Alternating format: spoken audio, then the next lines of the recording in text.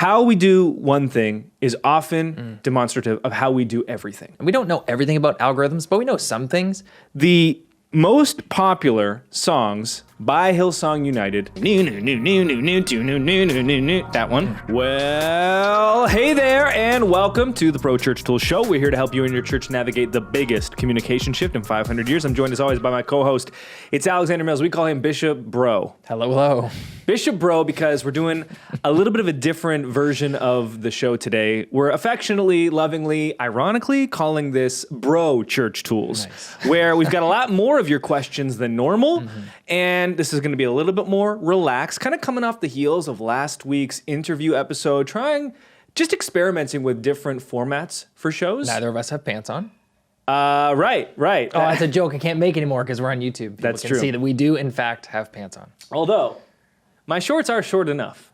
That's true. And I actually have pants on today, not shorts, because we woke up and apparently it's fall today. Yeah, and I had already picked out my outfit for the show and was like, I don't care how Just had to cold go it with it. is, how rainy it might be, I am dedicated to the bit. We also want to, acknowledge that maybe interviews is something that we're going to be doing a little bit more of because last week's episode was quite well received. And we have another interview lined up for next week, which is exciting. And we'd love to always hear your feedback on these sort of things because this show and the whole YouTube style side of things is newer to us. So maybe you take us away with the first question. Yes. So like you said, we have a few more questions than usual this week. Not quite rapid fire, but we're going to fit like a dozen questions into the span of what we normally do for. So the first, what are two things that the average church needs to start doing and one thing that we need to stop doing? Love questions like this. It's almost like we can take them in any direction that we want. And so I think in my conversations with churches recently, one thing that has come to my attention that I need to emphasize more is how important what I'm calling #no weeks off is on social media. And, maybe you're familiar with the very, very common hashtag, no days off. That's right. The mantra, no days off. In this respect, That's not a very Christian principle. So Great point. And, we're going to leave that to the John Cenas and Dwayne "The Rock" Johnsons of the world. And instead, the mantra for social here being no weeks off. The important takeaway is that to really make a difference on social media, affecting life change, building momentum, gaining traction online, it's very important to just be there all the time. Now, it's not realistic for us to show up every single day, at least for most churches, but even for me, like our rhythm has been kind of 3 to 4 times per week now for a couple of years, and I find that to be the most sustainable model for us. What is important though, and I notice this, is like if you just keep stacking good weeks on top of good weeks, that's where we really do see difference being made. I'll go back to last week's episode with Pastor Jeremy at Mosaic Dubai. They've just been showing up every single week for many years now.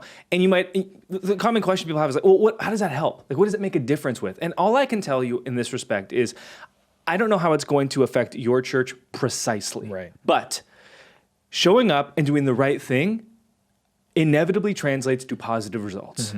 For our company, 10 years ago, Brady Shearer was a 21-year-old halftime media director at an obscure church in the most northern major metropolis in North America, and nobody knew me, and why would anyone listen to this, pasty Canadian child? That was the reality. That's not me even like dramatizing it for comedic effect. That was the truth. And all I did was start going on to digital media, podcast, YouTube, and social, and teaching what I was learning, and slowly building trust, slowly building authority. And now, fast forward 10 years, every good thing that has come from our company, building a team of 30 people and being brought in to consult with some of the most affluent and visible churches in the world and help them with social and help them with digital. Or what's always more exciting to me, having these interviews where people go, I have been following you for this many years, and this is how you've made a tangible difference in this everyday church. That's all come from me publishing on social. So that's me. What about a church? Well, Pastor Jeremy, last week, if you didn't listen, if you didn't watch last week's episode, make sure to go back and do that. 60% of the new visitors to this church, of a couple hundred, this church has grown 4x in the last couple of years, 60% of the new visitors coming from social media. Why? They were showing up and doing the right thing. Now, does that mean that if you did this, you were going to build a company of 30, or you're going to have 60% of new visitors come to your church? Maybe. I don't know. The whole point is, it seems that just good things come from this, and you kind of have this optionality, right? Like you do the right thing and you have this conversation and then you have this conversation. You just keep stacking good weeks on top of each other and good things happen. We don't know exactly how it's going to pay back for your church, but we do know that this consistency functions like compound interest. Like these deposits you make every time you post on a regular schedule earn you compound interest in the long run. We don't know when you'll be able to reap that. For Pastor Jeremy, like he mentioned last week, it was a few years into the process until they had a couple posts kind of go viral and their social influence balloon and start to explode that way. But it happened for them because they were consistent. And we don't know everything about algorithms, but we know some things. I just recently listened to a podcast with Adam Mosseri from Instagram and Meta, and he's talking about the algorithm. And we know that the algorithms don't like when you are sporadic with your posting, where you go hard for 5 days and then off for 7 days, and then hard for 3 days and then off for 2 weeks. They're not responsive to that. And you don't have to post every day. That's not what we're saying. It is not no days off, but no weeks off. Find a schedule, a rhythm where you can consistently show up 2 times a week, 3 times a week, and do that over time, and you'll get paid back, surely, at some point, with compound interest. So that's the first thing that I would start doing. The second thing that I would start doing is I would enact the central hub strategy, consolidating every single next step in your church to one destination. And there are a number of different ways that you can do this. We recommend having that central hub be your church's website. And if you are looking to build a new website, hey, consider us at Nucleus, the premium church website builder for small and medium-sized churches. I was looking through some of the reviews that we've been getting lately on Capterra and Trustpilot. These are kind of like the companies that collect reviews for companies. So I don't know how to explain it either. It's like rateyourteacher.com, but for software. Right. Yeah. And here is what one church said, and this was a church. They could say, they said, I could rant and rave about every feature that has enabled significant growth in the last 2 years for Nucleus, but I'll say this instead. Nucleus saved us so much money, we hired another full-time pastor. A 110-person church has 2 full-time pastors, all because Nucleus enabled our church and community to take more next steps and save on giving fees. Wow. This is a discipleship and communication director in the U.S. named David. That's amazing. Yeah, I read this for the first time this morning, and I was like, okay, hey, giving fees suck, don't pay them. Right. That's really unfortunate. Reclaim that money for your church, and now, look what's able to happen. But then also, more next steps. That is at the heart. Now, more next steps, how does that happen? It happens when we're not chaotic with our church's messaging, but we're very targeted and specific. And the way to do it is to take every single thing that your church is possibly doing and then have it all go through one singular place. And we published a YouTube video yesterday called Fresh Church Connect Card Designs and Templates. And so if you're looking for an actual Connect Card template, go to our main channel, youtube.com/@ProChurchTools, and you'll find that video from yesterday where we have a Connect Card template with this QR code on the back that you can customize. I teach you how to customize it in the video. Your church's brand color. Scan that QR code, and let's say it goes to the Launcher by Nucleus. The Launcher is a free plugin. It works on every single church website. You can get started with that, nucleus.church/free. And now that Launcher, all your next steps consolidated in one place. That is the central hub strategy. The reason I'm not saying you can only do this for Nucleus is because, of course, we want to encourage you to enact this strategy irrespective of the platform that you're using, but we did build Nucleus to do this. And what we have seen time and time again is that when you can make your messaging simple, more next steps take place. Sometimes it is that simple. For Connect cards, I was revisiting the data on why people fill out forms. Just asking for people one step at a time instead of all at once, 36% increase in completed cards or completed forms. Asking for fewer form fields on the Connect card results in more completed forms. There are some things that are truly such low-hanging fruit that I needed to elevate it here in the what are 2 things that you'd have to start, because we still see so few churches do this. Why? Not because it is complicated, but because leadership. Bureaucracy. Do I have a hair in my face? You did. You might have got it. Okay, goodness. Bro Church Tools. You get in touch with your senior leadership about this, and how would we do this? We would still need to promote this. We would still need to advertise this.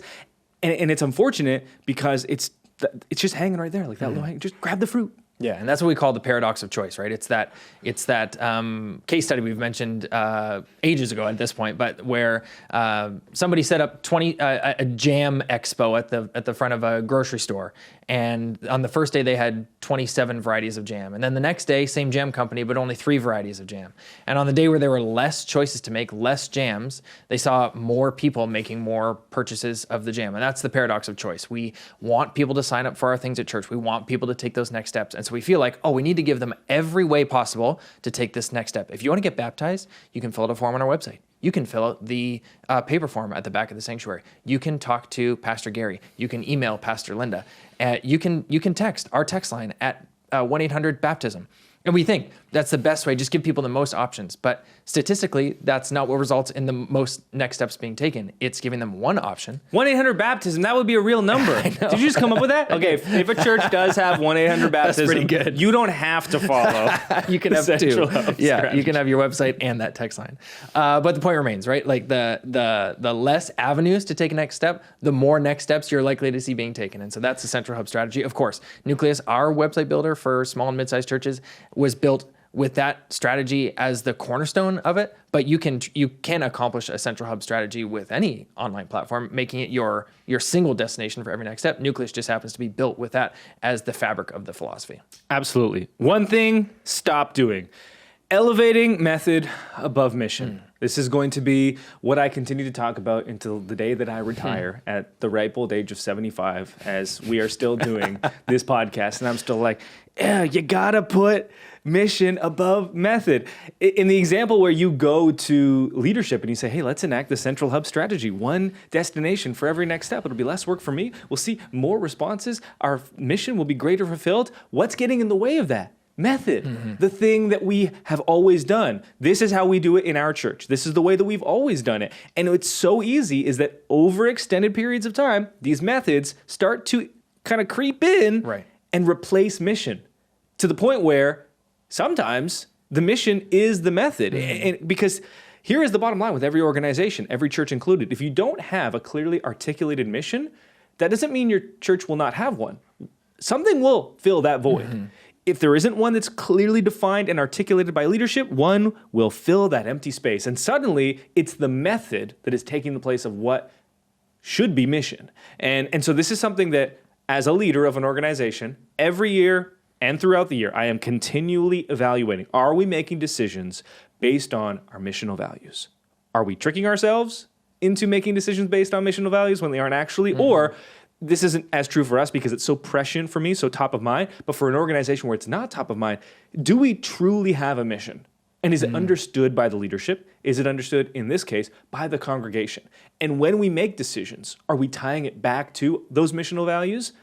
Or, because we don't have one, all of these methods and the way that we do things have taken the place of what we're actually trying to do and accomplish. When do you get your mission over method chest piece? Interesting. Ooh. You ever thought about that? I have very little text on me. Yeah. But yeah, right across the chest. I am considering something, chestular. Okay, creeping up to the neckline, possibly? Yeah, I can't grow any chest hair. And a lot of times I'll wear like a vest, a wife pleaser, that comes down far enough where, I'd like to see the tattoo just creep above. I can't grow any facial hair and I can't grow any chest hair. But if I tattoo something on my chest, it almost acts as a proxy. Tattooed chest hair? Okay, next question. We have like 14 questions on this episode, and we just spent a half an hour doing that first one. So right into the next question. Okay, as a fellow Enneagram 1, okay, so that means there's 3 fellow Enneagram 1s in the room, you, me, and the questioner. How do you handle dadhood and the total demolition of your wonderful structure with some accompanying emojis? My wife and I are foster and adoptive parents. We have 3 under 3, and my quote-unquote structure became laughable immediately. Look at this self-aware individual. So I'm going to answer this question by talking about how my faith is what first messed up my entire personality. So the most recent crisis of faith that I went through. And the reason I say that is I was thinking today, we should all be going through crises of faith in some respect. The whole point of faith is that it's this thing that you believe but isn't certain. And so with something like that, there's continually things that are like, oh, I'm not so certain about that. And you're trying to figure it out. And what matters most is always there. But it's this thing that doesn't fit into any of the boxes that I like to put in my life. So faith is what first messed me up, because as I became an adult and I started questioning things about my faith that I had assumed were certain in my teenage years, what I didn't realize was happening was faith was becoming the one thing that didn't fit in the boxes that I put things in. Everything fit in the boxes, but faith didn't, because you can't put God in a box. And I tried, but God didn't fit. So then I was like, God can't be real. Or this faith thing, maybe we're missing it. Yeah. Not realizing that it was just the way that I experienced life that was forcing God to be something that God could never be. So what I had to learn to do was, unlike everything in my life that I hold with a closed fist, so much so that, okay, this is how much of a freak I am. I shouldn't even reveal this. This morning, I'm in a bit of a rut with some things. This happens every summer. You live long enough and you realize, okay, these are the rhythms of life. We're into mid-August now. These kids need to go back to school. There is no routine. This is where my life is laughable. And so I started to get into these ruts. And so I wrote myself this morning a contract. I was like, these are the things that you will do. Because here's the thing. You do need help. Yeah. Here's the thing. When you are in a rut, sometimes the tendency is to tell yourself, I have to give myself more grace. Right. Here's why that is a lie. No, that's a lie. Because humans, you and I, we are all so much more capable than we give ourselves credit for. And I have always found when I hold myself to the higher standard, that is when I actually feel more alive. Because we live in such pampered everyday lives, nowadays. Humans have never been this pampered, right? There's this great abundance. And if all we do is swim in that abundance, you don't end up being happy. So I was walking with my daughter yesterday. We were doing our morning walk. And she was like, Dad, I don't really want to do, she's in Taekwondo. I don't want to keep doing Taekwondo. It's tough. And every time she comes home, she really likes it, but it's challenging her. And I was like, well, if we quit every time something is tough, we're actually going to do more harm to ourselves than good. And she's like, well, what does that mean? And I was like, well, do you remember when you went to go see Barbie the other night? And with your mother. And you sat down and you had a bunch of popcorn and candy. And then you ate too much and you had to leave the movie early. Candy is good, right? She's like, I like candy. I was like, but you had so much of it that it went from a good thing to it became a bad thing. And there are some things in life where yes, they're challenging, but it's that challenge that's actually good. And this is not just a kid thing. Oh, a kid ate too much candy. No. No human, civilization has ever had as much abundance as we have right now. And it's this abundance that's actually killing us. So when things are hard, it's usually because I'm just swimming too much in that abundance. So I don't need to give myself more self-care. I need to hold myself to a higher standard. So I wrote a contract because I was like, this is the only way I'm going to break out of this rut. And I was like, if I don't do this, this, and this, then this is the penalty that I get. You get a timeout. No, it was a lot of money that I was going to. My wife and I get certain amount of free spending money in our budget each month, so that way, hey, what you spent what on what? Hey, this is my spending money. I can do whatever I want with it. When I bought a lactate meter for $800 or whatever it was. Yeah. So I write. I was like, I'm not going to get my spending month for September. I signed it, and then I made my wife watch me sign it, and then she signed it as a witness. Wow. That sounds legally binding. That's what I said. I kept signing, this is legally binding in the province of Ontario. Yes. So this is how much of a sicko that I am in respect to, I just need to keep things neat and in a box, because I'm the type of individual when things get a little bit too free-forming, I go crazy. So God was making me go crazy. And everything in my life I hold with a tight fist. But what I had to learn to do was hold God with this open hand, where I cannot control God. I cannot control my faith. It's just this, and this is why maybe I said I have these crises of faith, because it's just this swirling, amazing force of chaos, of nothing that makes sense to me and my sensibilities. And one of the best things that my mom said to me before she passed, she had cancer, was she was like, Braid, you have come to the point where you intellectually have faith. And you're like, you know what? Here's why it's good to believe in God. And here's why God is good based on these things. She's like, what you need to strive for the rest of your life is to find a way to believe in the supernatural side.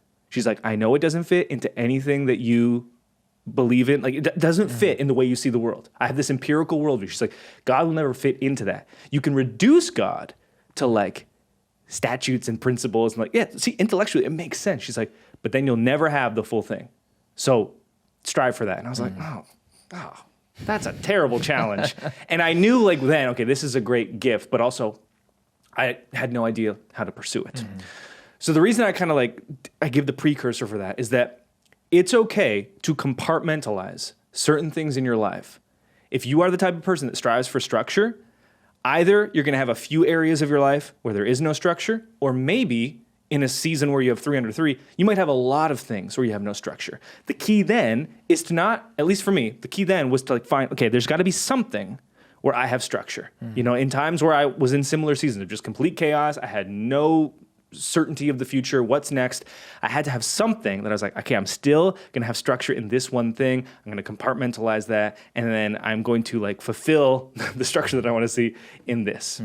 Now, maybe that's unhealthy. Maybe the right answer is just like embrace the chaos. But I don't know. That almost seems like denying who we are. Well, and that's the thing about, you know, the Enneagram. It's a personality. It's more than a test. It's not as much of a simple test as like Myers-Briggs or something. But and any of these tools or tests to learn more about your personality type, that is the thing about that I've learned most about being an Enneagram 1 is that it's hard to articulate, but it's like it's how I see the world. It's like again, I can't articulate it well, but it's how, and we know this to be true. It's how our brains work. Like my brain can't not work this way. It's wired this way. I say that a lot. Like it's how I'm wired.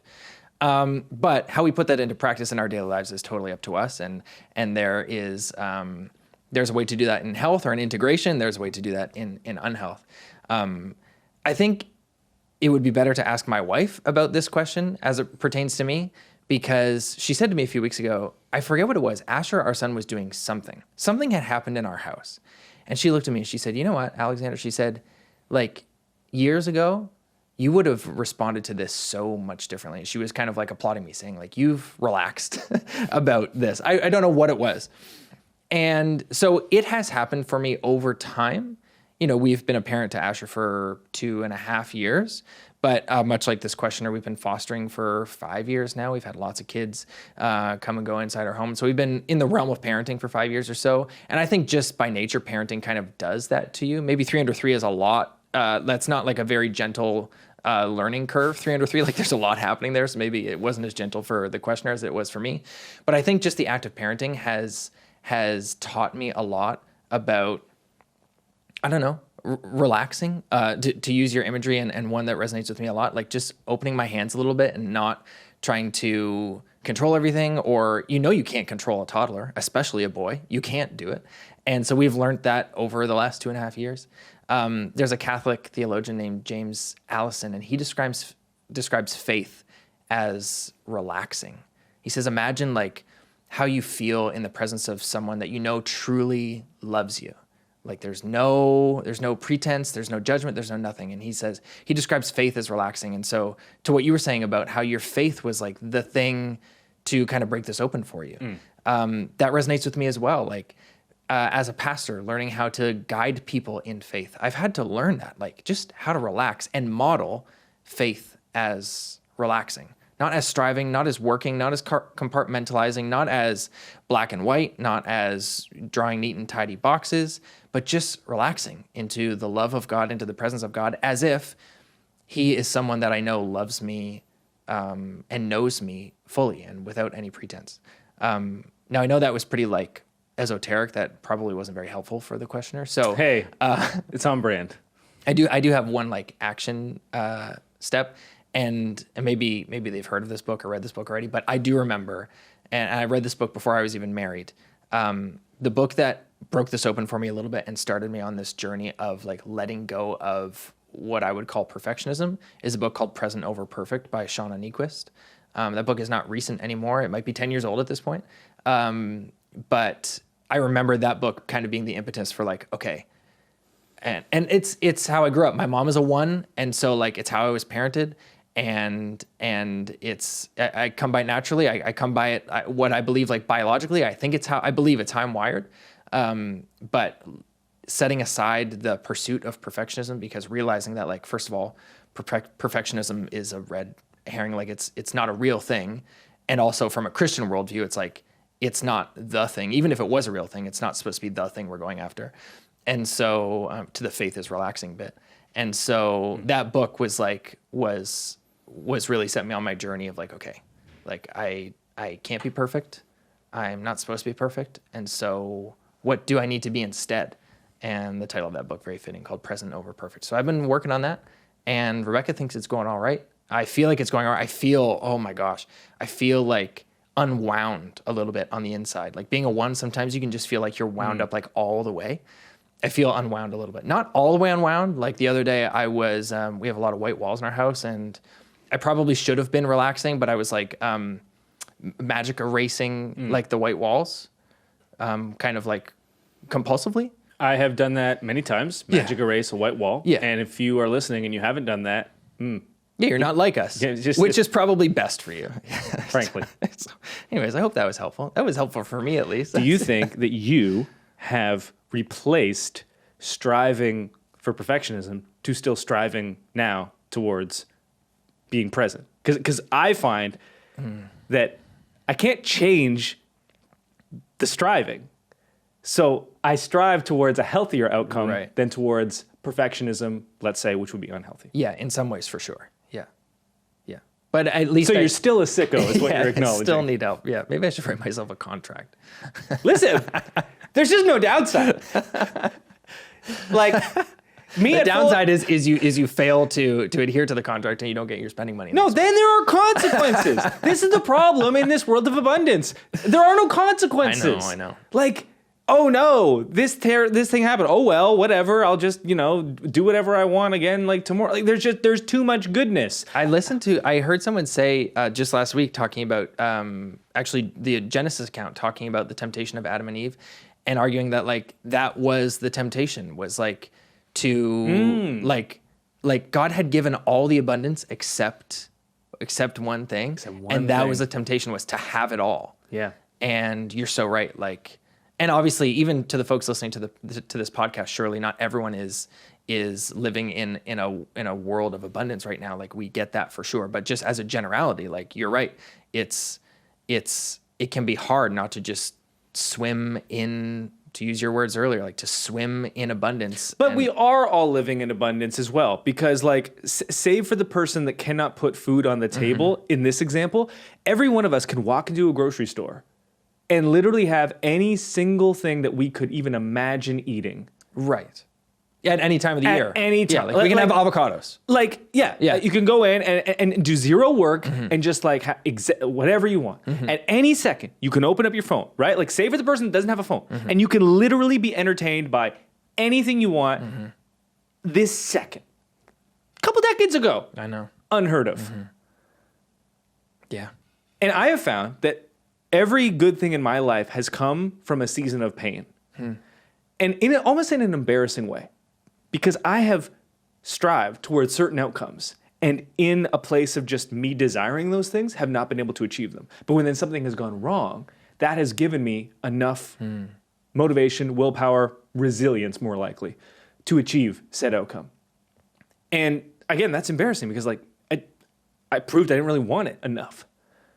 And even starting this business, kind of those early days, like the reason I was able to achieve so much is like, well, because otherwise, the thing in the grocery store that we can't afford is the can of Campbell's chicken noodle soup. And that's 3 meals a day because that's really all we can afford. So like, hopefully I can work hard enough to see that outcome come to pass. Yeah.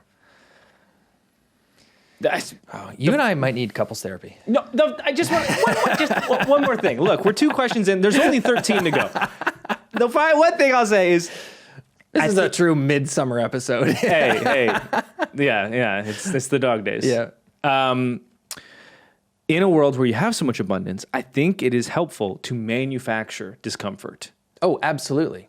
Because otherwise, you know, there is something true to like, oh, this generation is soft. I think one of the reasons every older generation says that is because, like, at least in North America, things have become measurably easier for each generation as kind of things have gone in the past, like 200 years. And what happens is, like, the easier it gets, the more likely you are to be soft by the nature of just like life is easier. And you know, there's that old saying that I'm going to butcher because I'm going to say it off the top of my head. Freestyle: soft times create hard men and or women. Hard times create... See, I butchered it. I don't even know it, so I can't even help you Soft out. times create soft men and women. Hard times create hard men and women. Nope. I literally can't even get it. Yeah. This is why this is the Banter Pod episode. Just a little less preparation. Point is, manufactured discomfort via contracts with yourself is always the right thing to do. Yeah. Rebecca and I have been saying that a lot in our household over the last year, so it's good to regularly withhold good things from yourself. Via contracts. We haven't quite written up a contract for it, but the grocery store actually is a great example. Like, we have chosen to eat seasonally. So like, we choose like not to buy fruit in the winter. We buy local fruit in the summer and preserve it for the winter. So that's an example of that. That's a great example. Hey, if that second question wasn't the perfect question for us, the next person who writes in literally says, I have the perfect question for Alex to start and Brady to finish. The questioner writes, our coffee sucks. Not to name names, but it rhymes with Olgers and is definitely not the best part of waking up. There's no budget for the remainder of the year, but I'd like to try and partner with a local coffee shop to get smaller batches of fresh ground coffee because grinding whole beans in the morning will be distracting during service. Would it be in poor taste to start by purchasing some better grounds out of my own pocket and putting the old coffee can out, I love this, and calling it the coffee pot? And asking people who prefer a better cup of coffee during service to kick in a few bucks? Should I ask if the local shop can come up with a custom blend? Or medium-sized church, multi-generational, with about 200 who attend between two services? How much would we need? And then Brady, how can we level up our coffee game? And how does it affect visitors to our church? Well, Alex, you're supposed to start this answer. Yeah, I mean, I resonate with the question because, and a lot of people do, I'm sure, listening to the podcast, because we've all been to church and we've all had bad church coffee. That is no experience for the house of the Lord at all. Definitely not an experience for a first-time visitor. And so you want to serve better coffee. I get it. And it's actually kind of a missional value to serve better coffee, because by buying better coffee, it treats people better. The people who farm the coffee. Fun fact, coffee is a fruit that looks like a cherry, and it's actually all hand-picked, so no machine. So every coffee bean you've ever consumed was picked by someone's hand, almost always a person of color, and they're not always treated well. So buying better coffee, spending more money on coffee, does better where it comes from. It treats people better. So that aligns with most missional values of most Christian churches that I know. So you're already on your way there. I think partnering with a local roaster is a great idea. I think asking for a custom blend is unnecessary. Just roll with like whatever house blend they have.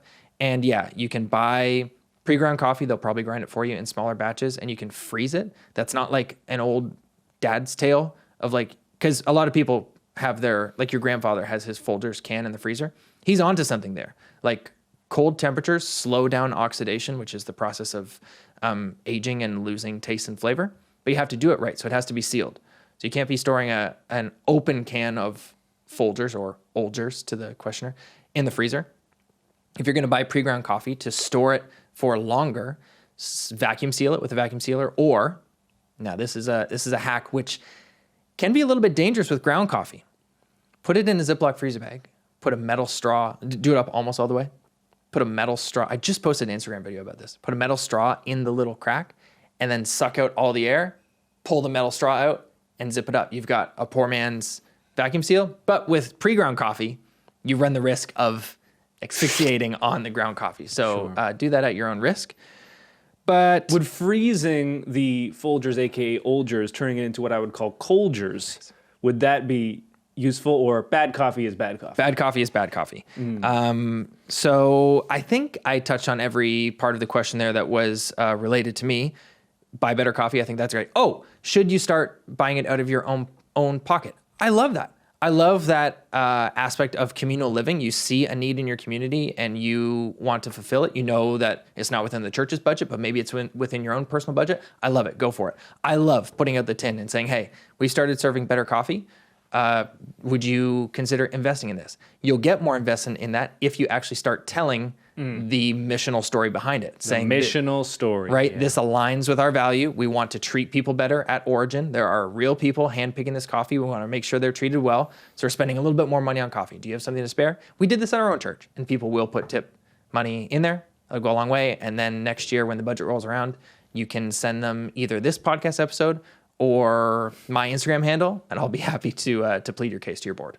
Look, and this is a tried and true strategy within church. When something is not going your way, you withhold your tithe to spend it as you see fit, to basically circumvent the church's budget and executive decisions. I didn't say withhold Frankly, your tithe. I would expect more from a pastor. So my part of this question, how does it affect visitors to our church? Okay, here are the two things that came to mind when I was reading this question. One, so much of this being successful or unsuccessful is dependent on your ability to form relationships and tell the story of what you're trying to do. Mm-hmm. And that is unquestionably difficult because there aren't a simple set of 5 steps to achieve it. This is all a relational driven and story driven change that's happening in your church. What I will say is that no, your coffee should not probably make a difference in respect to new visitors, except for how we do one thing is often demonstrative of how we do everything. And so if I was a new visitor and I went to a new church and I saw how much care was put in to something as frequently overlooked as the church's coffee cart, let's say, that to me would demonstrate there is somebody here that really cares about this church. Mm-hmm. This is a ministry and a community of believers that truly want people to have great first experiences, and they want people to feel like, hey, this is something that's awesome, and we're striving in every way that we can to do well. Mm-hmm. And I think that to me would come off well. Now, that someone has to kind of know coffee to pick up on that, but at least to me, this matters more on your effort rather than the outcome. Mm-hmm. I always try to take the same approach with everything that I do, except for God, because, well, yeah. Yeah. We went over that. Take the same approach, which is if I'm going to do something, I'm going to do it to the best of my ability with my best effort. And if I'm not able to achieve that, I will trick my psychology via a written contract that my wife has to witness. So how we do one thing is how we do everything. I don't think it'll make a measurable difference in respect to new visitors, but people notice when people care about things. Yeah, we partner with a roastery in Atlanta, Georgia called Land of a Thousand Hills. And they have a little, it's kind of like a press packet when you are a church partner with them, where they send you printed materials to actually post to your church, big 16 by 20 posters with faces of the folks who are really picking your coffee beans and little write-ups. And so we have those in our coffee space to kind of do a little bit of work there with telling the missional story, even for first-time guests. They come in, they're seeing pictures of people who don't belong to our church, but a little write-up that says, hey, these people work in Rwanda, they pick our coffee, we serve that coffee here. And so that does a little bit of the heavy lifting for telling part of that story and how it relates to your value as a church. Wow, you heard it here first. Not only does Alexander Mills think that you should withhold tithes to spend at your own discretion, according to the church, but also won't even be willing to partner with a local roastery, not even just Niagara, in the country of Canada. The man at least stayed in the same time zone, but had to go all the way down to Atlanta to find a coffee roaster that he considered worthwhile of partnership. That's a very fair characterization of what has gone on here. Hey, before we get to another question, we've got a bonus segment here on today's show. So this is a new segment that we're experimenting with where we are going to... What are you laughing Just a lot of experimentation on today's show. I love it. So this is... We're gonna do a draft right here, okay? And what we're about to do a draft in are the most popular songs by Hillsong United.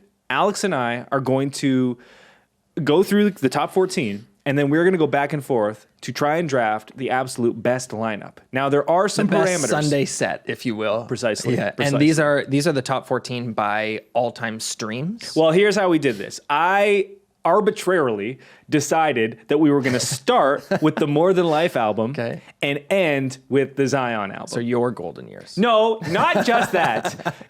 Okay, before More Than Life, we've got Every Day, we've got To the Ends of the Earth, we've got Best Friend. Like, you can see it in the streaming numbers. Right. There was a noticeable bump once More Than Life came out. And then I did decide I stopped listening after Around Zion. Empires, like there are some good tracks there, but to me, that was when we were already like married in our early 20s. So it was it was different, okay? Yeah. And so this is kind of roughly equating with our teenage years for us, but also what I think, honestly, was United's prime. Yeah.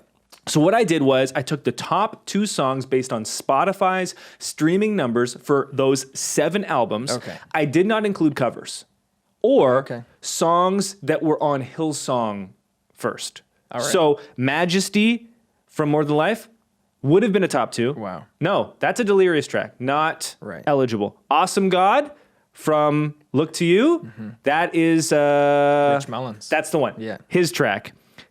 Desert Song from Across the Earth. Wow. That is a Hillsong song first. That was not first done by United. That was first. Because I would have drafted that one hard.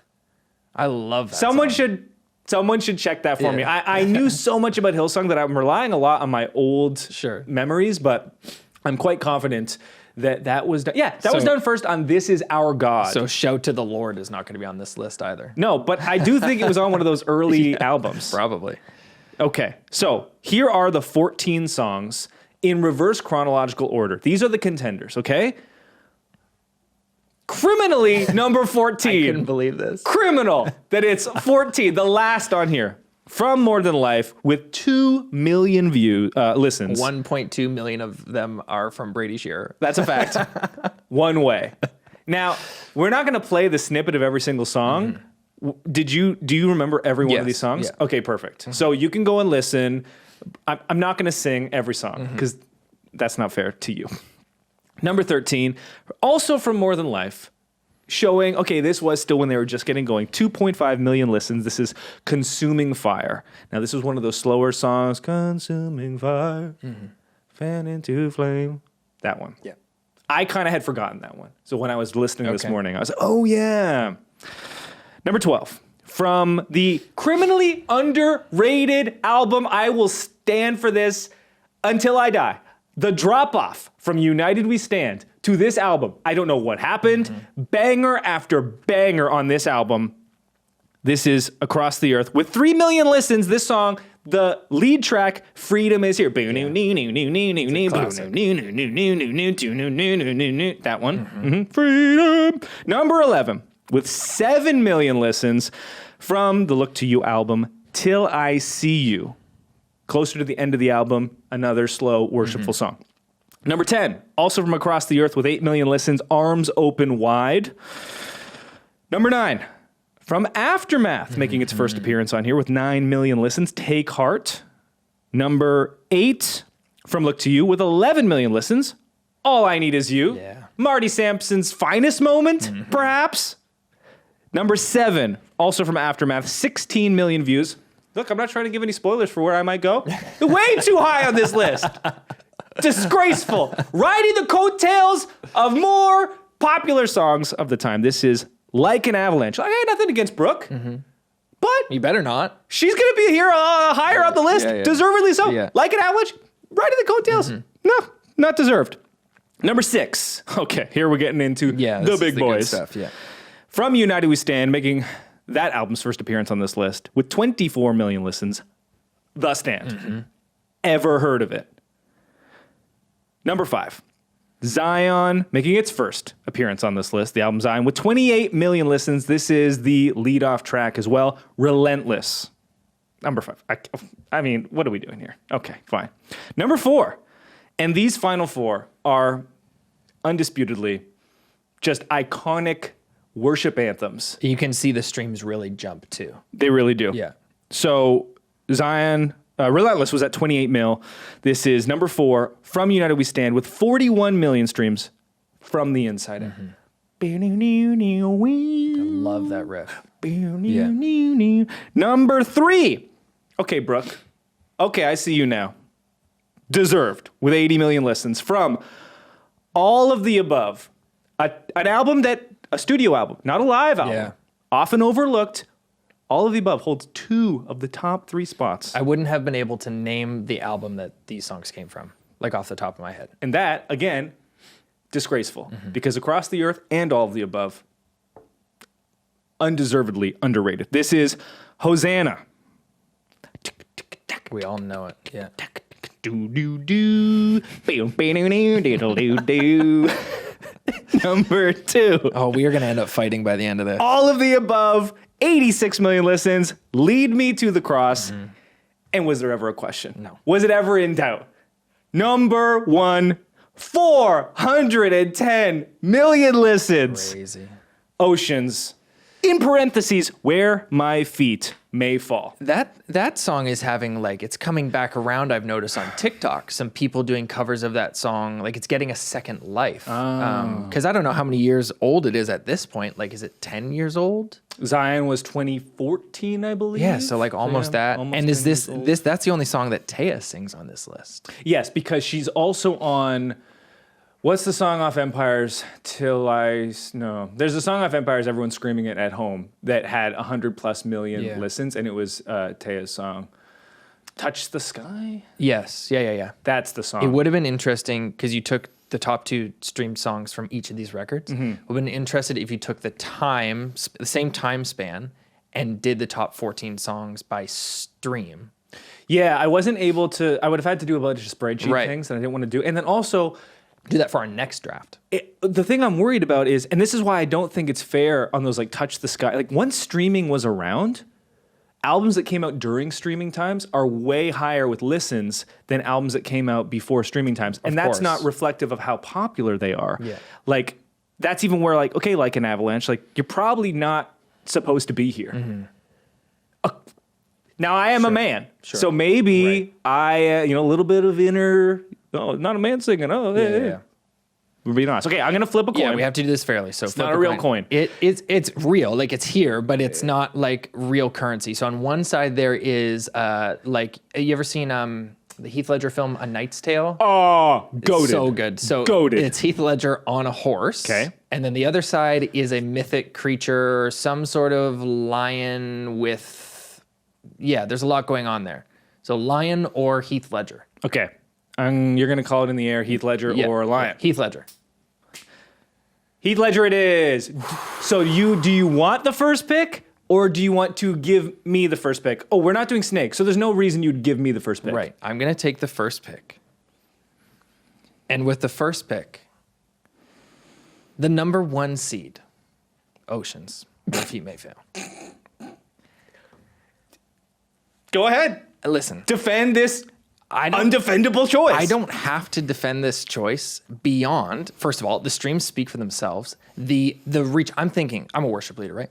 So I'm thinking these 7 songs that I'm about to pick that will be the best 7 songs on this list, to construct the best worship set of all time, this song is going to reach it's going to touch the most hearts. It's going to melt the most spirits. It is going to free the most people from the most chains. There's just and there's no denying it. And now, beyond my worship set that I'm constructing, the vocal performance on this song, put this vocal performance up against any of these other tracks. I give you the floor to try and defend this another vocal performance up against this one. So you got really 2 different things going on here. Yeah. On the one hand, you want to choose the song for how great it is to share with your congregation. That's right. On the other hand, you're saying it's the vocal performance that elevates this song. Well, if it's truly the vocal performance that elevates it, well, dear God, I don't want to hear you Watch sing me, it. I'm going to try. Well, you're going to ruin it. You're going to butcher it because you could not even ascend to half the levels that Brooke Liggett did to achieve the brilliance of that vocal performance. All right. Let me tell you about Oceans. One of the most overrated songs in the history of worship music. When this album came out and I went through my first few listens, not once did I go, well, that's a standout track. If you had told me that it would, over the course of close to a decade, achieve nearly 500 million listens, I would have assumed some technological failure on the server side because would not compute. If we're just talking about Brooke's... First of all, her song's on here. It's Taya who sings this one. Oh. Taya Smith. And I know that because I remember the first time I heard this song. Is there a version that Brooke does? Maybe. I remember the first time I heard this song, it was a Relevant magazine performance of it. It was like Taya and a few other people in the room, and the spiritual the chills, the goosebumps, or the spirit pimples, as some people call them. Oh my God. In the church world. I don't. I'm speaking for other people. It was one of those time and place moments. On your first listen. Yes, and so My favorite version of this song. Yeah. Is that meme where the guy is drumming so hard. That's my preferred version. Look, I would like to make a formal apology first here to Taya, and I do not want to come off as a bro that would simply, on Bro Church Tools, amalgamate all female singers into one. Tough look for your guy, me. Sincere apologies. Perhaps this is reflective of the fact that I am a couple of years older. And at this time, I had kind of stopped listening. I was exiting my Hillsong phase and entering my Bethel phase at this time, right? Like there was kind of a changing of the guard, at least in the worlds that I was presiding in. But it sounds like on first listen, you had a transcendent experience. Yes. So you're saying you listened to this song before it was popular. I have that feeling to be true, yes. And at no point during its rise to unquestionable cross-faith fame, did you think this song is getting it's a little over? Maybe now, 10 years later. So you agree that your first pick was an overrated pick? Okay, moving on. Okay, by the way, I have made no strategy for this, and I am doing this. Yeah, because even if you did, a pick is going to be busted, and you'd have to replay your strategy entirely. Although now, at this point, I have to consider. Okay. I have to consider my opponent in this draft. Yes. He's a front runner. Yeah. He's probably just going to draft in order here. And let's not try to, like, your whole, I'm picking songs for the sake of the church, for the sake of a worship set. That's right. This is your draft. Okay. And you're not going to get any bonus points for trying to align yourself with Pro Church Nation. Like, I'm the stand-in for Pro Church Nation, and he's the evil boss man. No, we're not. Nice try. Okay. This is about the music. You understand? I understand. So with the second overall pick in the draft. From the Inside Out. Yeah. Where did that one come in? Number four. Number four. Yeah. So again, understanding that you're just going to pick literally in chronological order here. Want to get something a little higher on the list. Something that was, truly an anthem for a generation. Yeah. Maybe not you, seeing as you are so much younger, apparently, to me. Iconic guitar riff. One of those songs that, like, you didn't really know what was the part of it that was the best. Was it the chorus? Was it the bridge? Was it the verse? Every part of the song was so perfect, and you could sing the song for 4 minutes or 40 minutes, just kind of going over and over and over again. And what's great about this guitar riff was it was one that you could learn. And so sometimes, in the sense of like congregational worship, right? We're always trying to pick songs that like the average worship team could do. The lead guitar was really difficult to port over sometimes, right? Like I remember I loved the song Solution, again, from All of the Above, and I learned that riff, and it just didn't always work kind of bringing it over because it was a fast song with a lead guitar riff as like driving the whole thing, because the riff not only was kind of the thing that you heard the most in the mix, but it was also rhythmic itself. So it was driving the rhythm of the song. It was doing way too much for the average guitar player or average mixer in a church at the time. But that could play over top of the acoustic guitar driving everything, and you could just do that. That's a really good pick. And for my second pick, I'm going a little bit deeper. Ooh, okay. To the number 6 spot with The Stand. Okay. Oh, so we've taken United We Stand off the board. And for a very similar reason to From the Inside Out is The Stand, the refrain of that song can be tagged on to the end of literally any other song. It's so great. In your church's musical library.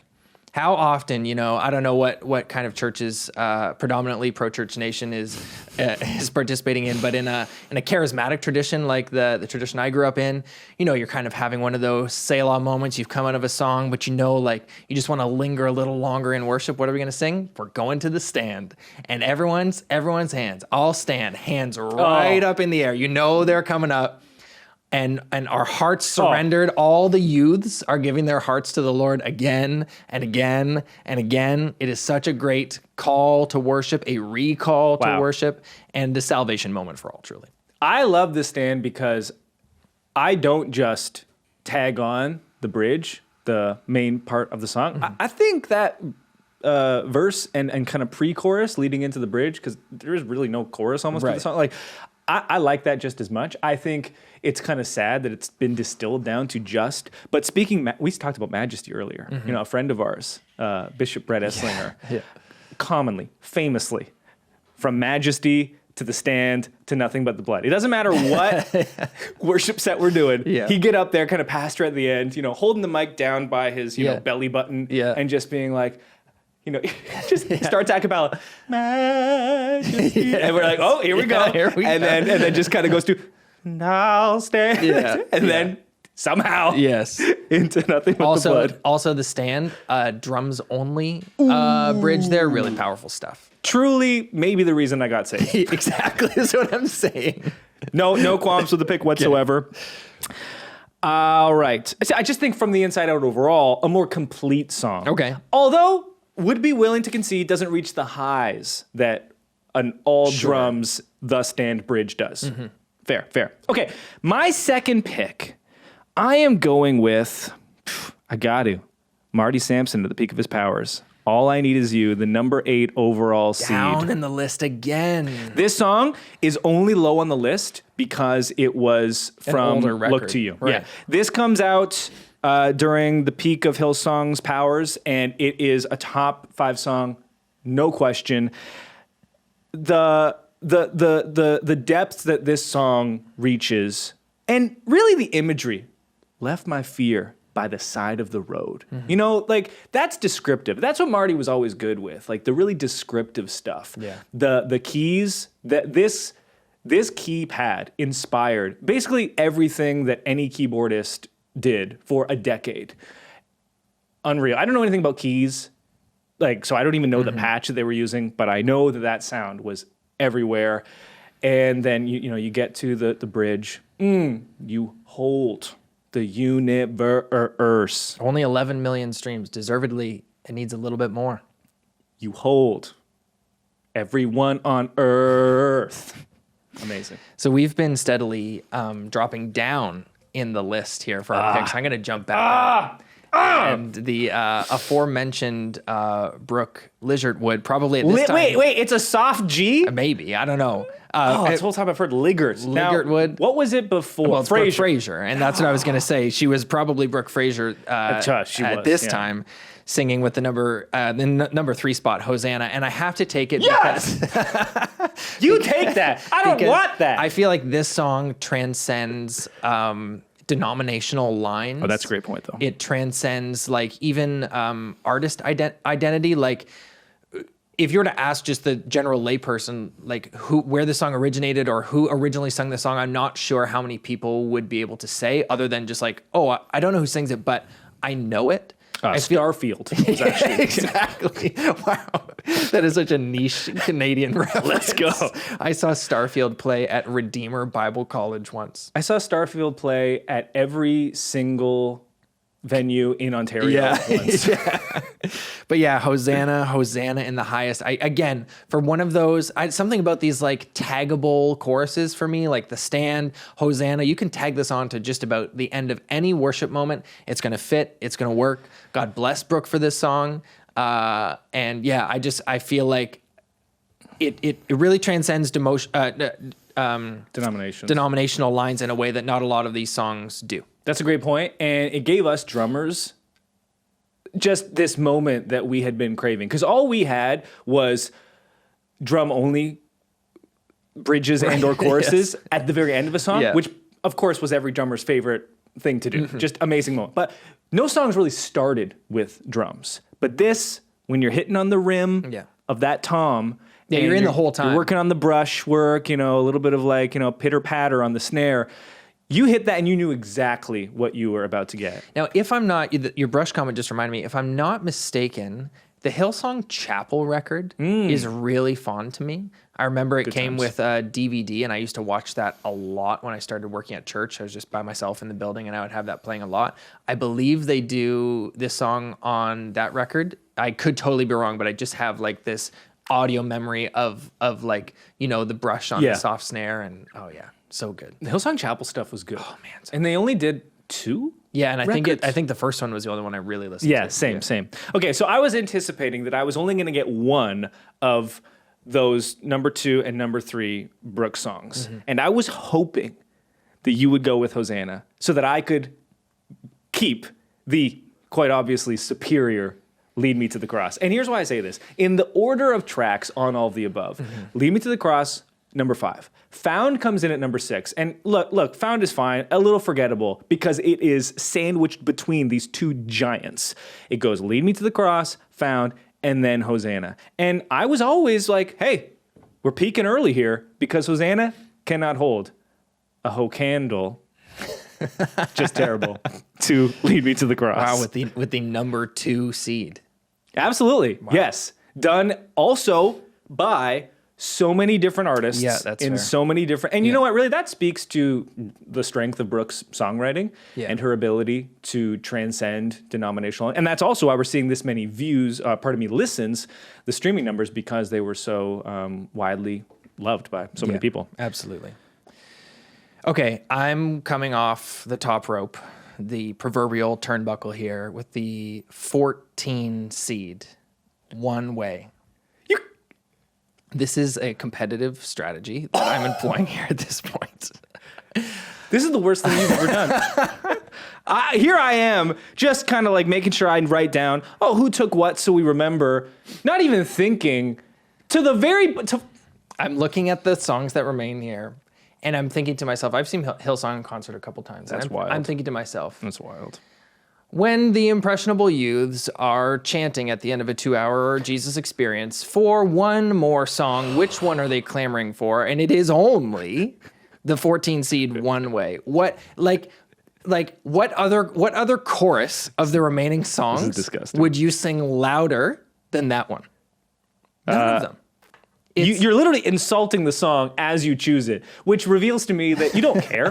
How am I insulting you don't have the impressionable youths, they would like the song. Why? Obviously, because it's so trash. No, it's because it was an anthem of a generation. Yeah, not yours. That's mostly true, but it was an anthem of a generation who had their hearts realigned by that one lyric. There is one way for me, and it is Jesus. And they screamed, they shouted at the top of their lungs at the end of a long night because it was the one thing that they had come to that concert to see, to hear, to participate in. And so with my 4th pick, the number 14 seed, One Way. Here's why I know you are a fake. Okay? Mm-hmm. Your memory of this song is that at the end of the concert, they're singing the nostalgia pick, the encore that everyone's cheering for.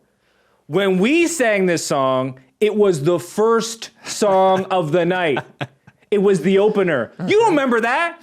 9 years old, still listening to who knows what?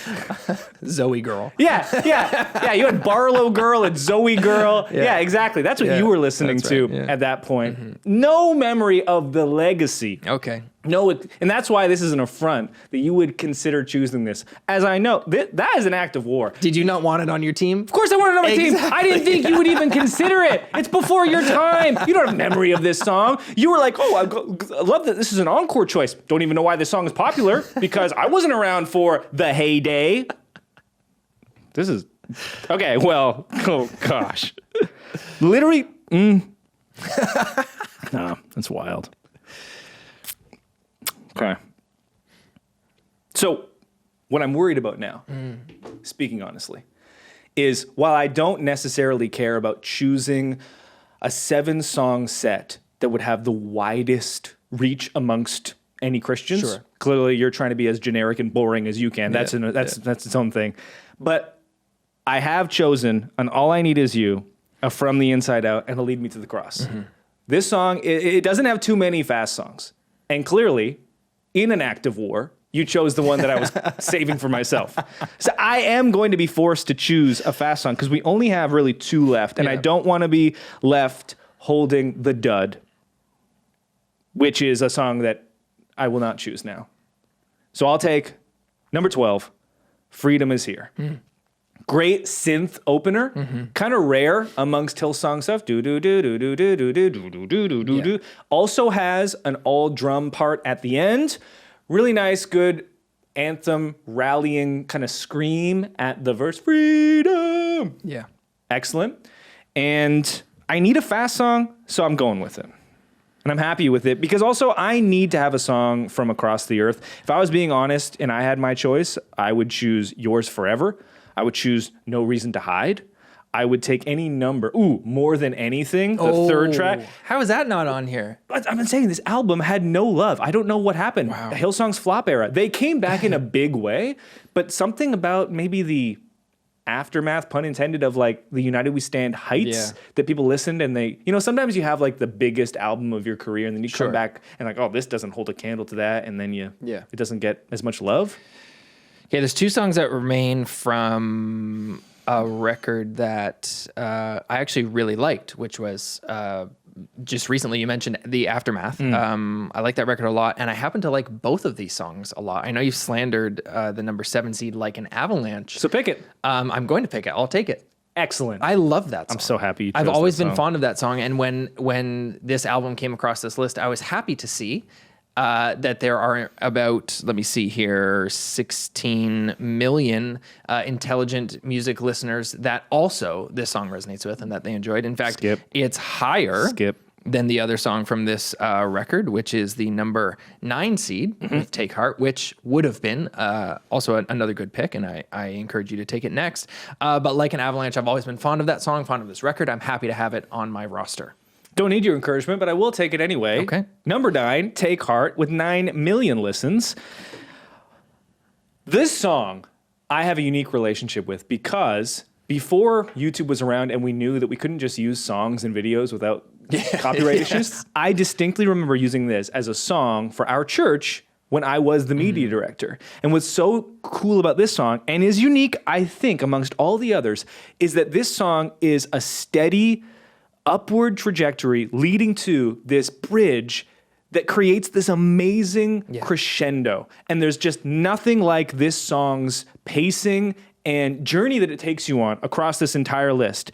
And what's amazing about that is that it's great for a video because you can kind of take people and then you have this big climactic moment and it's very emotional. And kind of realizing now the fact that With Everything is not on this list is a crime. What's happening? Again, it just shows that you want to make this generic thing, and in doing so, you're just going to leave off so much substance and flavor, right? You're trying to reach the masses. I'm trying to curate a flavorful set. You understand the difference? Okay. We only have a few picks left. I think 2 picks each, if I'm not mistaken. And let's just be honest. The picks that remain, especially since we've just talked about some songs that really should be on this list. Let's be honest. But let's be honest. What remains is not, it wouldn't be on my list of top 7 Hillsong songs. We'll say it that way. I have a clear bottom 2 of these remaining 4. But I'll take Freedom Is Here from Across the Earth. You can't, because I already took it. No! Remember? Do do do do do do do do do do.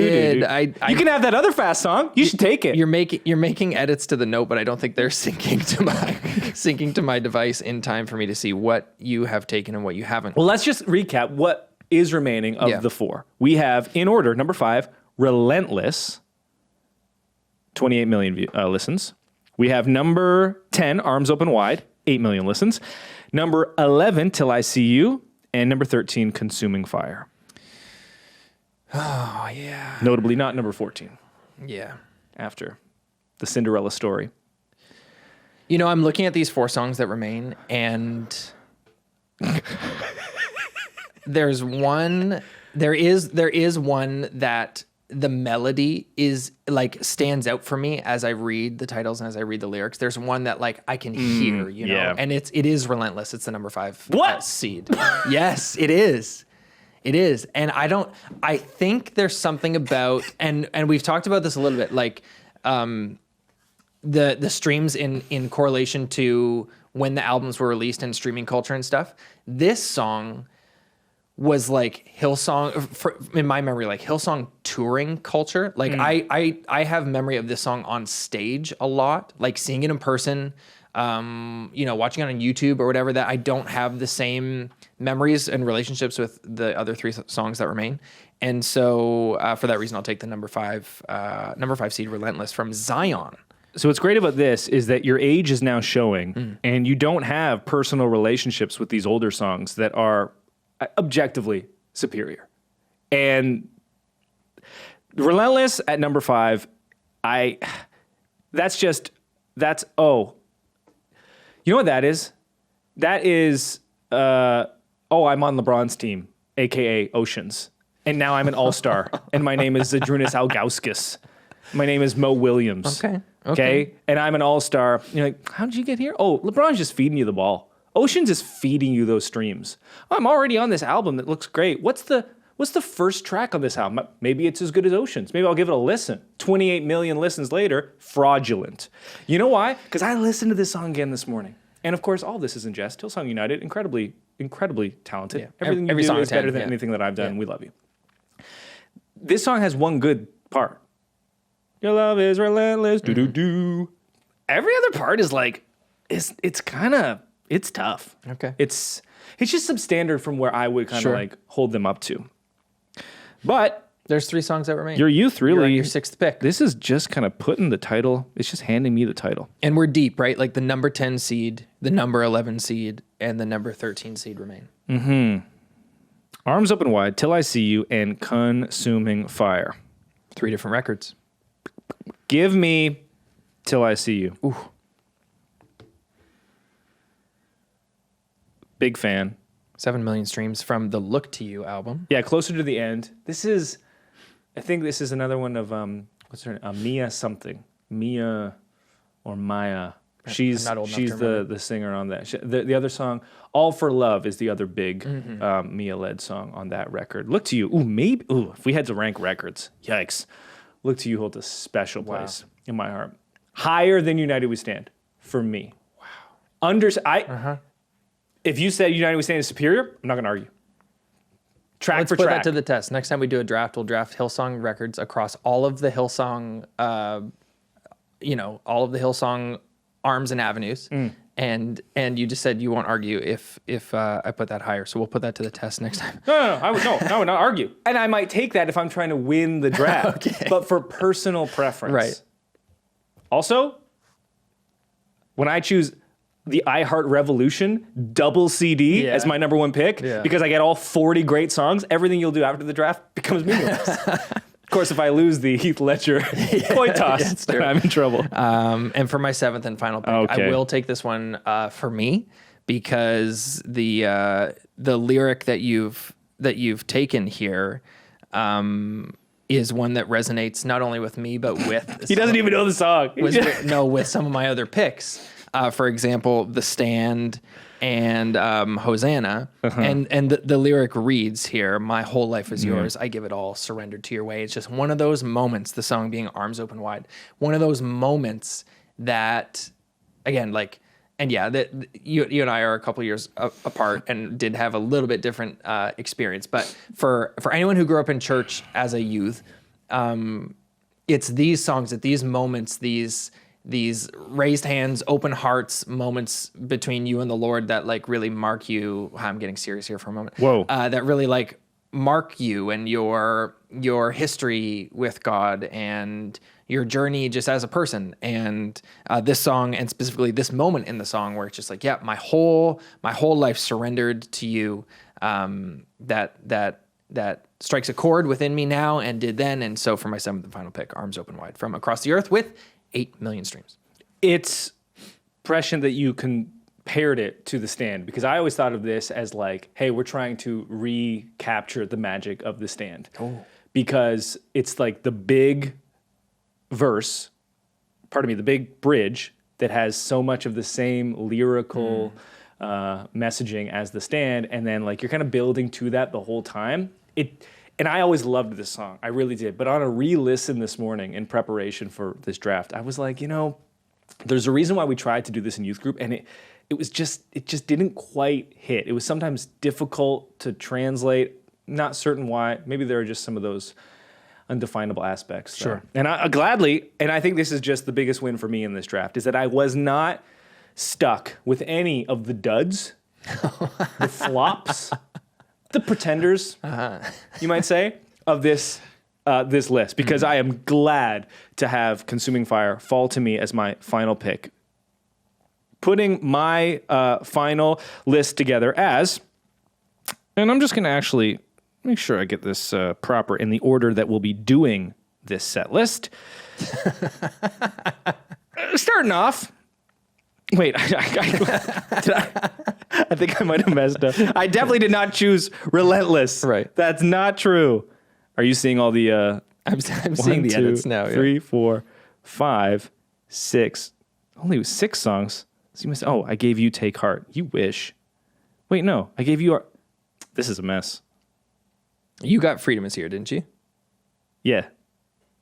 Oh my goodness. This is awful. There we go. No, because then I have Arms Open Wide as you. As me, I mean. Yikes. This is great radio. Okay, 1, 2, 3, 4, 5, 6, 7. Okay. We're kicking things off. What a great worship night. Great to be joined by Hillsong United once again, coming to you live from the X in Toronto, Ontario, Canada. Kicking off with Freedom Is Here. High energy. Wait, no, see, I have Like an Avalanche. There's no way I would have this song. I don't know what happened to you. Yikes. Okay, this is... Oh, Till I See You. That was mine. That was mine. Okay. All right, clearly doing this on the fly was a terrible idea. Like an Avalanche. You would try to saddle me with that this late in the game. Okay. We're kicking it off with Freedom Is Here. Mm-hmm. And then we're moving straight to From the Inside Out. And then we're going to Lead Me to the Cross. And then we're not going straight to deeper worship. We're going to Take Heart, which transcends the worship praise categories. It's a really, really great kind of like break in the action. Yeah. We've had 2 great worship songs, high energy kickoff. And then we're putting Take Heart as kind of the palate cleanser. Then we're going to Till I See You and Consuming Fire. And then Marty's getting up on the stage and he is blasting All I Need Is You. And we are screaming it to the top of our lungs and going home happy, healthy, and edified after a great evening with the Lord. Yeah, but I don't think you're going home forever changed like you will go home from my worship experience. That, of course, is going to start with the banger Relentless coming right out of the gate. And people are coming in late a little bit. Thank God they came in late, so they don't have to hear this song. They hear the driving drums. They hear the energy. Now they're flocking. They're flocking to the floor to participate in the worship. This is classic church people showing up late so they don't have to hear the fast song. Yeah, and so we're opening with Relentless. The energy is high. And then we're going to go into... after Relentless, we're going to go into Like an Avalanche. We're going to bring it to like a medium pace kind of vibe. It's the part where it's not all the way like congregational. It's not the arms up moment, but coming out of Relentless, we're coming down, we're moving into what has been affectionately called the Holy of Holies. And this is where this worship experience really takes a turn and really makes a beeline for the face and the presence of the Lord, because we are going to sing Hosanna in its entirety. And then we're going to hit... Are you about to just start combining songs? We're going to sing Hosanna in its entirety. We are going to sing Oceans in its entirety. Okay. We are going to... Why do you keep saying in its entirety? Because we are going to sing Arms Open Wide entirety. We are going to go to we're going to hit the stand as a refrain, probably dabble in Hosanna again. Okay, we're really meeting with the Lord. And then after the altar call and all of the youths are weeping, you hear someone say, "Let's celebrate the Lord," and we finish the night on a big note with One Way. So it's really a journey I've taken you on. Yeah. And everyone's getting saved. See, if I'm being honest, right now, coming into this draft, if you had told me that Bishop Bro would have a set list that ends with a one-way encore, and you asked me, did you win today or are you a loser today? I'm objectively a loser. Okay? Now that's my own personal conviction, right? And I don't like kind of ceding a win to you, but I also have to just be honest to my identity. And you came in, you knew your opponent, you knew what he was angling for, and you thought correctly that I would never in a million years assume that you would pick that early in the game the Cinderella story, One Way, the 14th seed. That's right. You came in, you usurped me, and now I am here, a loser. And I didn't even have to rig the coin toss to do it. Shall we get back into the questions? I don't know. I'm in a tough spot right now. This next one's your time to shine. Okay. Okay? The question reads, I'm pushing 50, and I've never been into fragrances outside of special occasions and date nights. You've got me interested, and I've started experimenting. Now that you have video and can show us, I'd love to see your technique for applying the fragrance. I've never cared for the spray the air and step through the cloud method. At 6'2", I can hold the bottle pretty far away and normal, just spray directly onto my neck, my upper chest area, etc. Is there a better way? Yeah, the spraying and walking through the cloud is not at all effective, and no one should ever do that. Okay. We've talked about this before, but I'm going to look at the camera now, and I'm going to show you what I'm doing, and I will, of course, narrate as I do it. So everyone's skin chemistry is different, meaning the amount of sprays that you can get away with is going to be different for me than it will be for Alex. And so this will require a little bit of experimentation because you want your fragrance to project, you want it to be noticeable, but you never want to even approach the level where you're choking somebody out. It's much better to have a few days where nobody smells you at all than to have any day where people are like, this guy, because everyone will remember when you oversprayed. Yeah. So with my skin chemistry, fragrance just doesn't seem to stay on that much. I've talked about that before. So I do one spray on the left wrist. I do one spray on the right wrist. Importantly, I now do not rub together. That was a classic move. No, rubbing together is not good. Okay. Molecularly, not ideal for You're spraying from a few inches molecules. away. Yeah, I would say 3 inches. Okay. Yeah, one on each wrist. Good clarification. I'll then do 2 on the neck, kind of one on each side, a couple of inches away again. And then I do one on the back of the neck, 2 to 3 inches away. So 5 sprays. It's also not uncommon for me to double up on each of those and do 10 total sprays. And again, I ask honestly to my wife and to my friends, and I have not once been told like, no, that's too much. I feel like you're hitting your stride now because for the first little while in your fragrance foray, you would come into the office saying like, oh yeah, like I'm wearing this new fragrance, and I would say to you like, oh, it's not like I can't smell it, like it's not, sure, the cedar wood, that I hear you saying that to me, but I'm not getting it. But lately, the last few months, I've been getting it. You walk past my desk, that's your journey into the office, and I get it, and it's never been overpowering. So I feel like you found your molecular construction, what the amount of sprays that work for you, and you feel like you're hitting your stride. Well, and the other variable there is that different fragrances have different levels of longevity, and longevity is distinct from projection. So there are different concentrations of fragrances, and those typically dictate how long they stay on the skin. But projection means how much the smell is actually like radiating out from your body, like how many feet, how far the projection goes. And then longevity is how long it stays on your skin for that time. And so you also need to know, okay, let's say you always do 5 sprays, but then you're putting on one that has like a faster expiration. Oh, this expires faster. And so then you might want to adjust accordingly. There you go. Okay, I would like you guys to give the best eats in the Niagara Falls, touristy Clifton Hill area, plus or minus 5 or 10 miles. Mostly interested in reasonable prices, quick eats, best of the best, what's special to Canada and the area.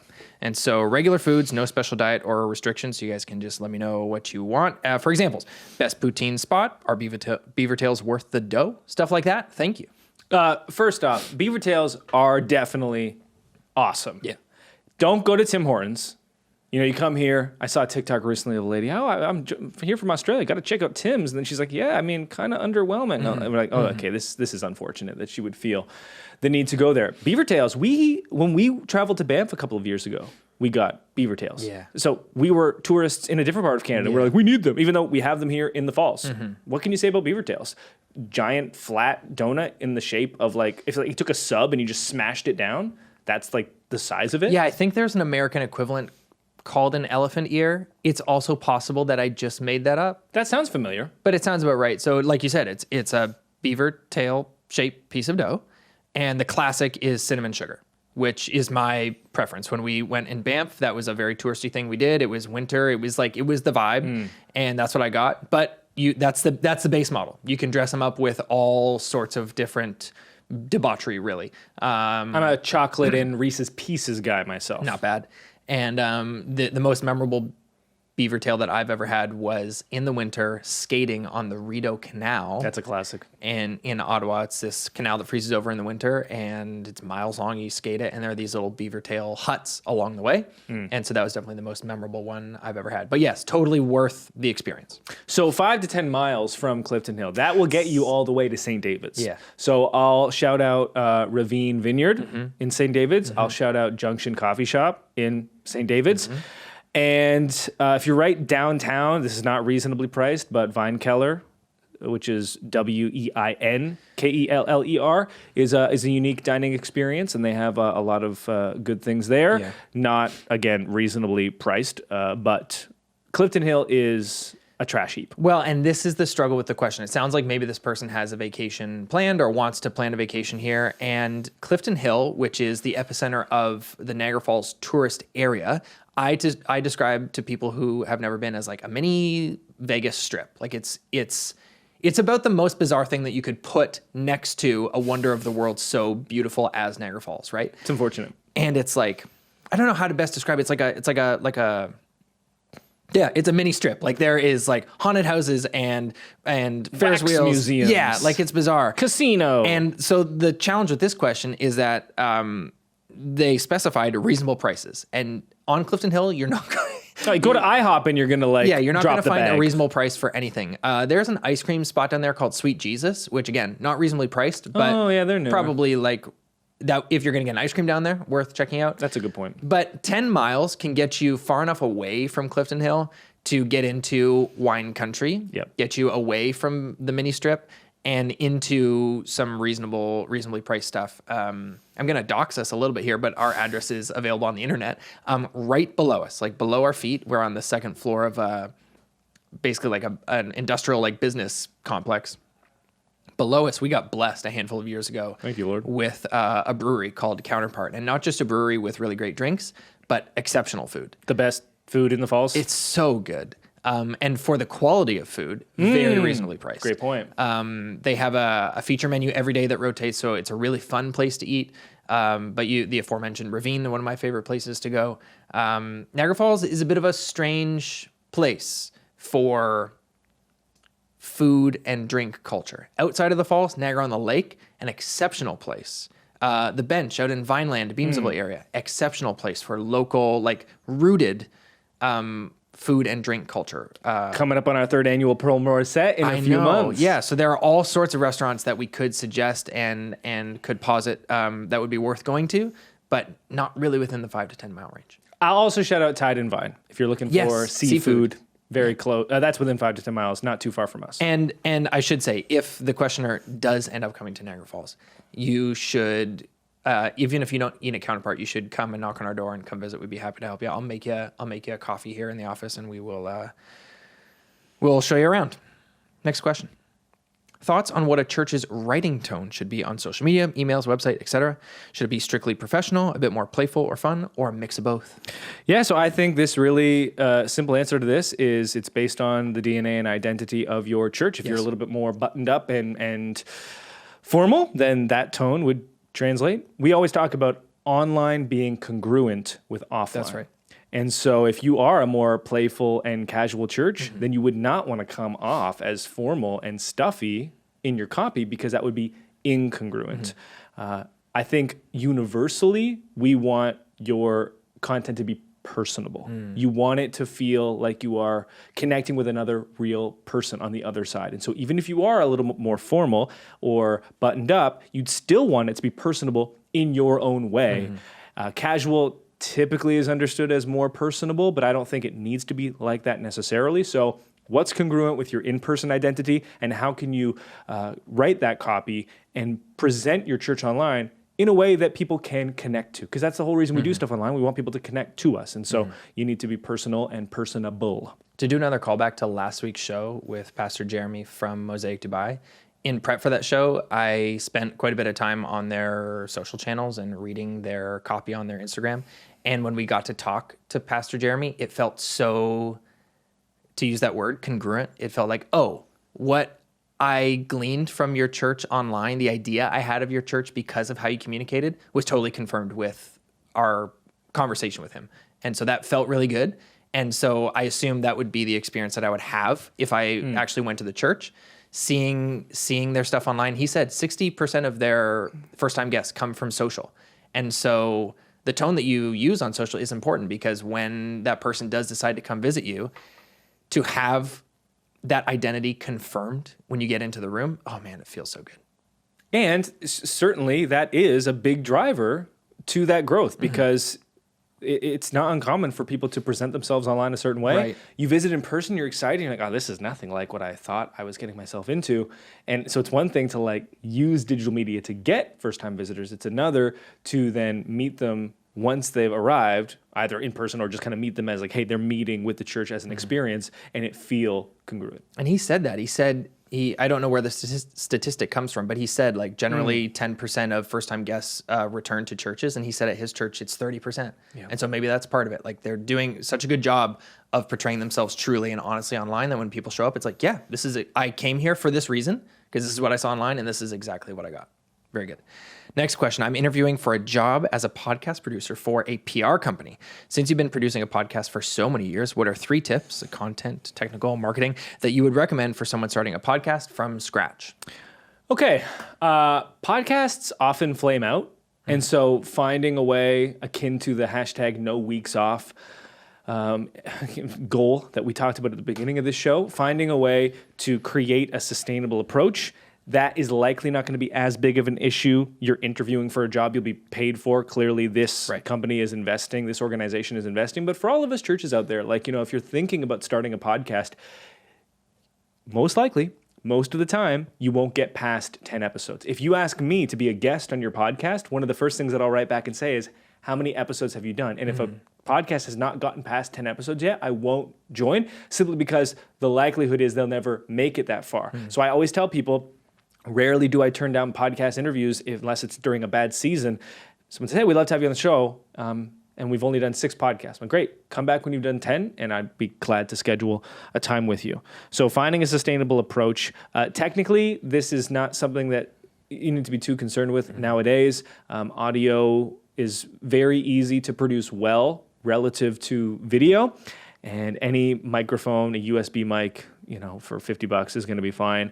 We use RX10 if you are looking for a more advanced setup from Isotope for cleanup, which is really useful for removing mouth clicks, which can be no fun to listen to. Good for removing breaths, which can be enjoyable to listen to, for leveling out the audio, repairing anything if there's like a hum, if the air conditioner clicks in, whatever it might be. And then I think another big element is considering the transactional nature of all digital content. And this is something that I have been revisiting as we've been reaching new audiences, specifically on Instagram, and growing there considerably. And I've been asking myself, if people are finding us on Instagram, finding the @BradyShearer account and choosing to follow, what then do I need to do to continue to earn their attention? They've chosen to follow for a reason. There's a transaction here going on. They've paid via their attention and this follow. Then what are the services that I am giving to them? And what might I do that would kind of break that implicit transaction and that bond between us? And so understanding why people come to you and why they listen. With that being said, clearly this podcast itself is an affront to that idea as we enter our second hour or something. Yeah. And so, someone sent this to me this week. I've always said, repeat the best, forget the rest, and just keep experimenting. And I've said, man, I got to find a pithier final version of that stanza. And someone sent one in. So this is not something I came up with, but thank you to the listener. Repeat the best, forget the rest, continue to test. Ah, there it is. It was right there. Yes. It's right there. Yeah. And this podcast, in a way, is kind of a test. We're continuing to experiment. We know what works. But hey, I personally really enjoy listening to podcasts that are long form. There is an element to podcasting that's really just about companionship. And the podcast that I keep listening to, I've kind of like, I'm not even listening necessarily anymore to the content and what they're talking about. Just hanging out with your pals. Exactly. And most of the podcasts that I listen to are more than one person. And it's not always an interview podcast. It's the same two people. Because if it's an interview podcast, you're always kind of getting a new feel. Yeah. Like when I listen to Huberman Lab, or when I listen to The Drive by Peter Attia, okay, two doctors and they're interviewing brilliant guests. Every time I listen, it's like there's that kind of, I have to really focus because it's this new period of like, okay, who's this person? What are they trying to teach me? And how can it benefit my life? When I listen to any of the number of podcasts that I choose to listen to that have the same hosts, there isn't that at the beginning. It's just like, showing up with your friends and you're just hanging out with them. And so that's kind of the impetus for a long form episode like this, Bro Church Tools. Just hang out with us as we talk about a variety of topics. But we also recognize the transactional nature of the show, which is why we're going to do probably more interviews where we highlight churches that are doing things that are directly applicable, maybe inspired by some of the stuff we teach, but are showing how it actually works kind of like in the trenches. Yeah. I love this next question. Yeah, I love it. It just caused me to reflect on my life and things that are very meaningful to me. And the question is, what's your favorite Bible verse? And my dad would call that a bio verse. Like what is the verse like on your, that's going to be on your tombstone? Or like when you think about, Rick Mills or Alexander Mills, like what is the verse that defines your life? So what's your favorite Bible verse? Matthew 11:28. Cast all of your burdens on Jesus. Yoke is easy, burden is light. He will give you rest. And this has been a favorite verse of mine as a kid, as a teenager, and as an adult. We've talked a lot about how, we change as we get older. And, even the songs that were important for us during a period, you can kind of re-listen. And sometimes they still hold up. And other times you're like, oh, that's like almost a time capsule thing for who I was there. And this has followed me all throughout my life, I think, because it dovetails nicely off of that Enneagram 1. I, by nature, this is my burden and I must carry it. And it's such a great reminder of Christ saying to me, I came to give you rest and my burden is light. So if you're carrying a burden that's not light, it's not mine. Yeah. So does that mean it's yours to carry at all? That's so good. My favorite verses are the bookends of John's gospel. So John opens his gospel with his poetic prologue saying, in the beginning was the Word, and the Word was God, and the Word was with God. And then he goes on and says, the Word became flesh and dwelt among us. And in my theology and my Christology and my ecclesiology, all of the ologies that concern the life of faith, most of it, if not all of it, is interpreted through that poem, which is like, okay, the Word became flesh and dwelt among us. We have, if you've seen Jesus, you've seen God. You've seen what the Father is like. The Father is not something that Jesus is not. And I really grew into this in my adulthood because even as a child, like my dad is really good at memorizing scripture. I didn't do Awana. I actually just learned that Awana is like a thing about memorizing scripture. That's like, it's the whole That's thing. what Awana is? Yeah. I just learned that. But my dad's really good at memorizing scripture. He'll memorize entire Psalms. And always encouraged me to do it as a child. And I don't know why, it just like, again, like to the way our brains are wired, like it just wasn't, I always struggled with it. So as a child, I didn't like have a verse like Rebecca does, Proverbs 3, like that's her, she grasps onto that as a child. And if she were to answer this question, that would be hers. Like lean not on your own understanding. But for me, I never grabbed onto one of those as a kid. So I grew into this as an adult and as a pastor, this truth that like Jesus is the Word of God made flesh. And then the last verse of John's gospel, when he says like, and amongst all these things I've written about, he's like, Jesus did so many other things that if we wrote them all down, the entire world would not be able to contain the books. And that, to what you were saying about not being able to put God in a box, or like not being able to like fully contain him or contain our ideas of God, our theologies, our Christologies, ecclesiologies, He's just like, okay, John just he teases us a little bit and says like, I've written these things that I think you need to know, but also there is so much else that happened that you'll never know. And that's the nature of life. That's the nature of the exploration of faith. And so I couldn't choose one. It's the bookends of John's gospel that are the most meaningful to me. Very good. Let's jump to the final question. Okay. On here. Okay. I don't even know how long we've been recording. I'm like, all right, I'm starting to. Yeah. The rest of these questions are good. We'll save them for another show. Yes. Jesus, last question. So this one I did not want to boy. answer. I kept this one off for so many weeks and months because I was like, I don't even know how to just begin discussing this. And I was like, Alex and I are going to have the same answer anyway. But then it came up. And then we didn't have the same answer. Yeah. The question reads, do you guys have an internal monologue? What do you guys think about people who do or don't hear their own voices in their head? And we were at lunch at Ravine Vineyard a couple weeks ago. And did you bring it up? I don't know. It came up somehow. And everyone went around the table and I was like, yep, totally have an internal monologue, like obviously. And I just sat in the corner and I was like, yeah, I hear nothing.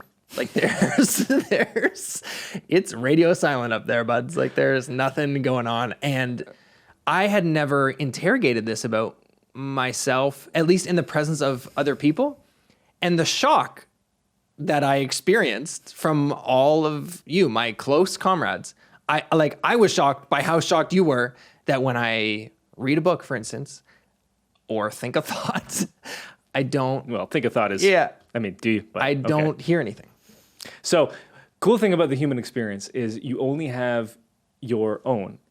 Technology has exposed us to so many other ideas and cultures, and traveling, you get to see like how other people live out their faith and live out their daily lives and the food they love, and it's so enriching. And yet the way my eyes actually work, the way I see the color green, Right. that's unique to me, and I have no idea how Alex sees the color green. As an example, maybe we see it the same way. Yeah. Maybe we don't. One thing I always thought about as a kid is like, if I got into somebody else's body, would I immediately scream because they're like in a chronic pain or like they feel something Right. that I don't feel? Like that was always a weird worry I think about that would with have. like people of different heights. Like we're pretty like average height people, but I think of that with people who are not average height, whether it's much taller or much like shorter. It's like or I think about it with Asher a lot, like because he's 2.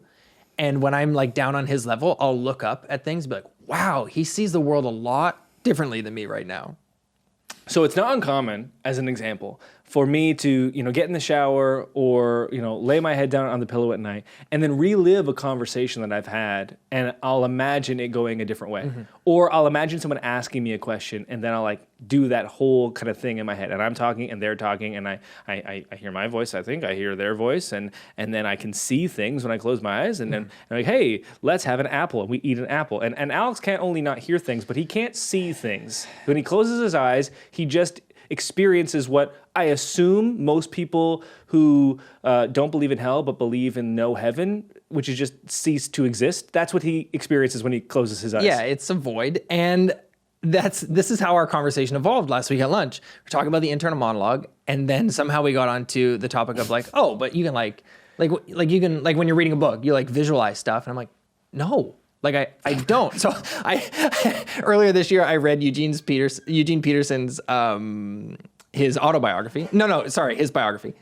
And he's telling the story about his dad. His dad was a butcher. And so I'm reading the book. And so not only am I not hearing it as I read it, whether in my voice or Eugene's voice, but he's describing the butcher shop. He's describing it really well because he's a skilled orator and author. And like, I don't see the butcher shop. Okay, how about this? Yeah. You read Lord of the Rings as a kid. Yeah. Okay, so they're discussing and describing, like, they're orcs. And you haven't seen the movies yet. So, like... Yeah, it's just an idea.